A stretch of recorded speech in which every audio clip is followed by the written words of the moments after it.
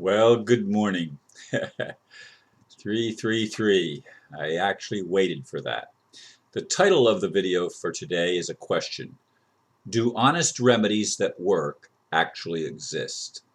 And the blurb, which I wrote yesterday morning, for more than a decade now, I have been searching for remedies that will liberate body and soul from the hell we call Earth. I was involved in RUSA to the point of becoming Florida Secretary of State. I joined with Heather Tucci-Jarraf's OPPT movement, with Mr. Sino's Swiss Indo group, and even with the Red Dragon family's ambassador who lives with his mother and cannot even drive in his own country, and breaks promises too. Fortunately, I was never involved with any of the get-rich-quick schemes like the dinar. Recently, I joined the National Liberty Alliance. Will that turn out to be another disappointment? Frankly, if I end up homeless, I don't want to live on this literally damned planet anymore. Not ever. In fact, I don't want to exist anywhere in any form or formlessness. Life will then be, as Shakespeare wrote in Macbeth, a tale told by an idiot, full of sound and fury, signifying nothing. Here's the PayPal link for those willing and able to help.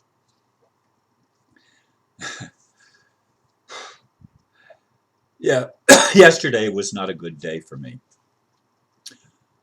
I was spending a good deal of time going through paperwork, which I will allude to again later, looking for a specific document which I did not yet find. I can't imagine where it could possibly be. I think I've exhausted most possibilities, if not all possibilities, of where that one document could possibly be that shows that there was an agreement with PNC Bank that if I let them have power of attorney to sell the Merritt Island property, I'd get to keep my own home. No, I would claim nothing else but just my home.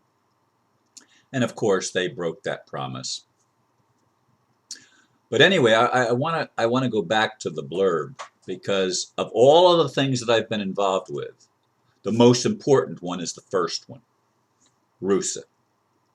If the Republic for the United States was able to be restored to its original form, other than the fact that it was for white men, except for that, and it would guarantee rights for everyone regardless of race or gender, we would not be in the mess we're in the world right now. The problem is, in the United States, criminals took over. They were trying to take over from the beginning, from the very beginning. Alexander Hamilton was a criminal. Yes, he was a signer of the Declaration of Independence, I'm pretty sure. But he worked for the European cartel that wanted to take over the United States from the very beginning and founding of this nation. And the reason that titles of nobility were forbidden was because that was an allegiance to Great Britain, or more precisely, the City of London. And that's not what the founders of this country wanted. They wanted to break free from Europe altogether and have a free nation under God.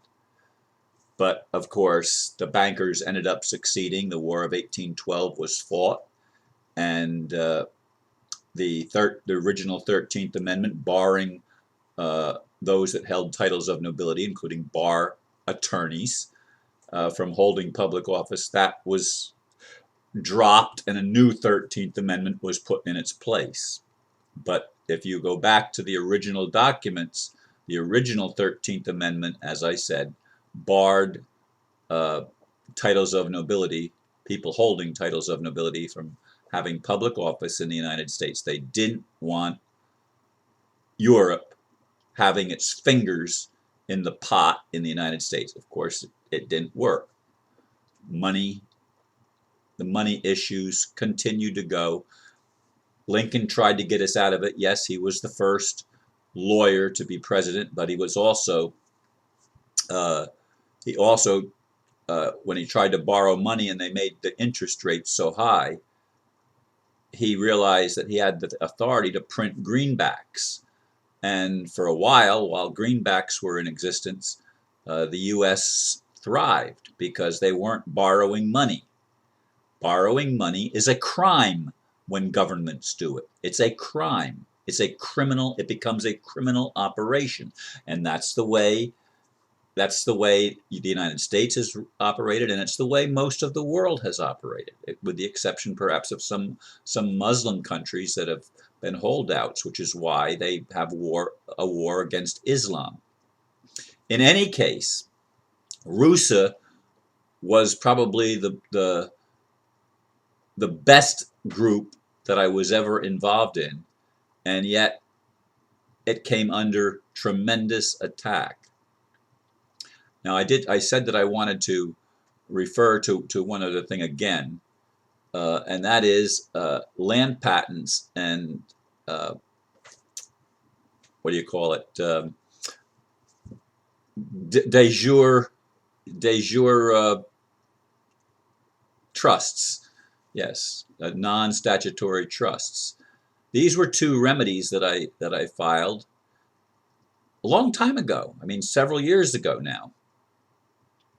And what brought me up yesterday at the end of the day was the fact that I remembered the land patent.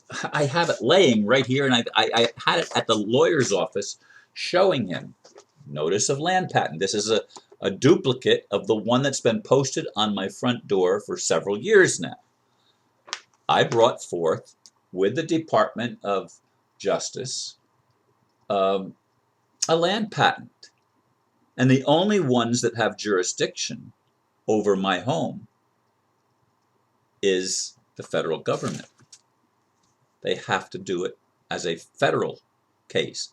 Local courts do not have jurisdiction, period.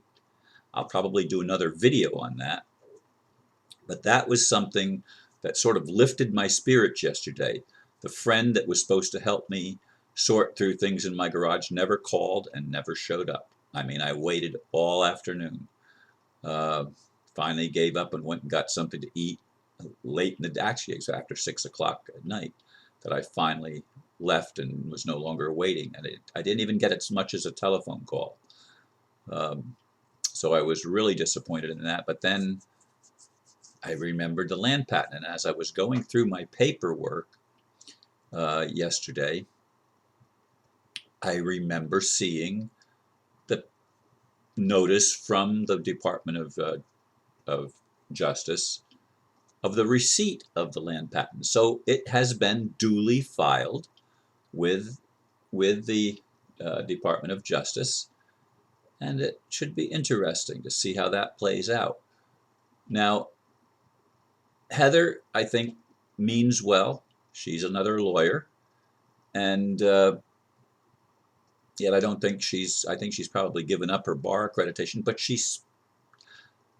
I don't know, the way she communicates is weird to me. It doesn't resonate with me because she just doesn't speak plainly. She speaks in this gibberish thing that Kate of Gaia and others use. They think that language is the problem. I'm sorry, I don't think language is the problem. I think intent is the problem. Language is however we choose to use it. And if we used it honestly, it wouldn't be a problem. But we don't use it. It hasn't been used honestly. It's been used dishonestly. Mr. Sino Swiss Indo, I was really involved in that. I mean, I was supposed to go to Indonesia, but I wasn't about to put out my own money, which everybody else did. He was supposed to have all this money that he was supposed to be bringing to us, and it never happened. But I wasn't in it for the money. That wasn't the issue. But Peter Van Runt and a lot of others paid their own way to get to Indonesia, and then they did some ceremonies and stuff like that. And I guess what was it? One country from Asia, not Vietnam, but one of the Asian countries, Laos maybe, was the only country that actually went on board with it, with Swiss Indo. None of the other countries in the world did. And then, of course, the Red Dragon family. I was really disappointed in the ambassador. Uh, I don't think he's a bad person, although I don't understand a lot of things that happened in retrospect. And to say that I'm disappointed is an understatement. Uh, the National Liberty Alliance, I don't know what's going to happen there.